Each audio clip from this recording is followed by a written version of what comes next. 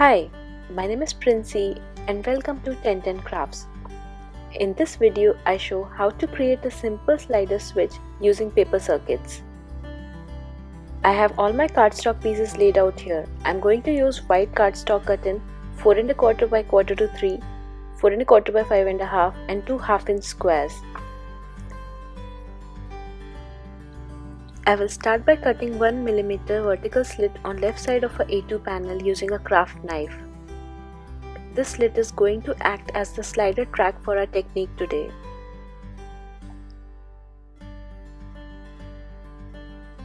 I have added detailed measurements and circuits on my blog for an easy guide for you.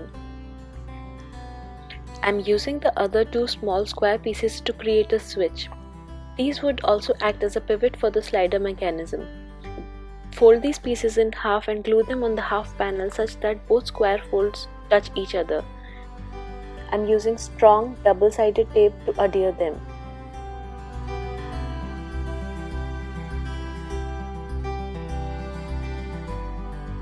I found that applying pressure on cardstock using a bone folder helps double-sided tape stay put. I have marked front and back appropriately on cardstock for a better understanding. Now it's time to make our circuits. I'm creating circuits such that it passes from between the two slits near the switch that we created. Since our battery is going to be placed at the back panel and our LED light sticker is going to be at the front panel, adding copper wire in both slits is going to allow the circuit to be complete and let power flow through whenever they touch each other. It is also helpful to mark positive and negative along the way so we know where to place the battery and LED sticker eventually. Now it's time to insert switch pivot in slider track and mark positive and negative on front panel as well.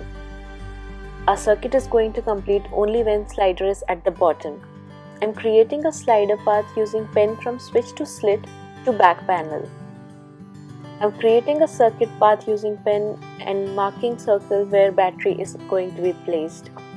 Now it's time to start applying copper tape. We are using conductive copper foil tape by Chibitronics. I like to cut my copper tape in half as a narrower tape is easier to work with and it also doubles the length of my copper tape.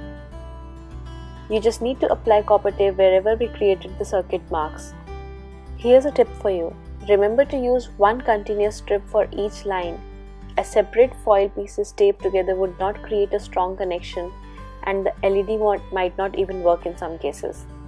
To make your tape turn corners, fold your tape up away from the direction you want to go to and then fold it back down in the direction you want to turn. Please note that the circuit goes from inside the slit because copper wire from switch is going to touch the wire on vertical slit when we slide front panel and thus creating a complete circuit. Once I have added copper tape to the back panel, I put my battery positive side up. The wire from negative end goes under the battery and from positive end goes above the battery. And I use some tape to adhere battery so that it doesn't move much. You can find all of these measurements and templates at the blog post link below.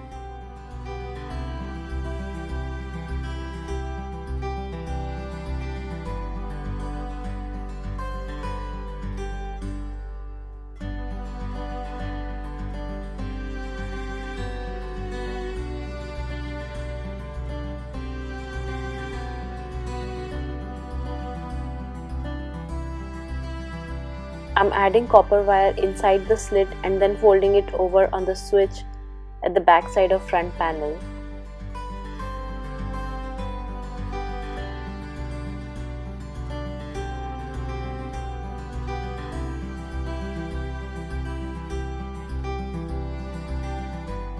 I just keep following circuit path that we created with pen.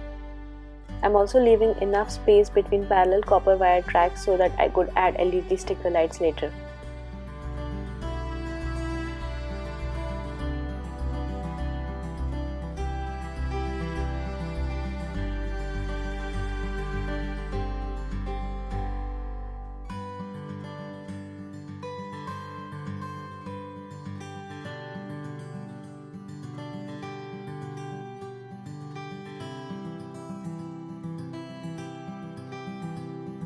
Make sure that copper tape from positive and negative are not touching each other at the switch, as it would create a short circuit and causing a failure to complete our circuit.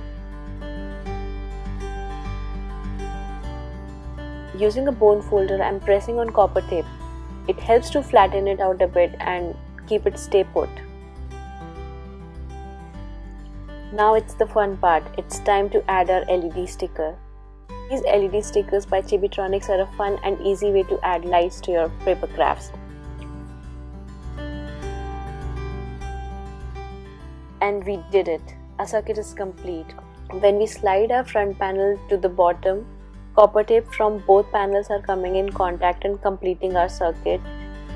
That lets power flow through, lighting up that LED sticker.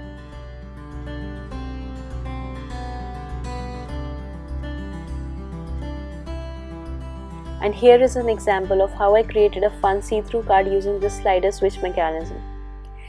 I did not want to overload you with lots of information in a single video.